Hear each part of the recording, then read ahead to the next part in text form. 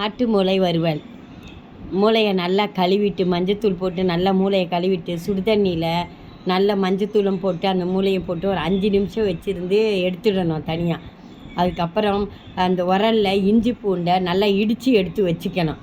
அதுக்கப்புறம் கடாயை வச்சு எண்ணெய் ஊற்றி சோம்பு போட்டு கருவேப்பிலை போட்டு வெங்காயத்தை போட்டு நல்லா கொஞ்சம் வதக்கிடணும். வெங்காயம் கண்ணாடி பதம் வந்த உடனே இஞ்சி பூண்டை விழுதையும் போட்டு நல்லா வதக்கிட்டு மஞ்சத்தூள் போடணும், உப்பு போட்டுக்கணும். அதையும் நல்லா போட்டு வதக்கிட்டு மிளகாத்தூள் போட்டுட்டு அதையும் நல்லா போட்டு வதக்கிட்டு அதை நல்லா வதங்கினதுக்கப்புறம் இந்த மூளையை எடுத்து போட்டு அதையும் நல்லா தொக்கு பண்ணணும். நல்லா அப்படியே தொக்கு மாதிரி வச்சா தண்ணிலாம் ஊற்றக்கூடாது. அப்படியே அந்த கடாயில் அதில் அப்படியே சிம்மிலேயே வச்சு வதக்கிட்டா நல்லா. அதுக்கப்புறம் மிளகுத்தூளை போடணும். மிளகுத்தூள் போட்டுட்டு மூடி வச்சுட்டு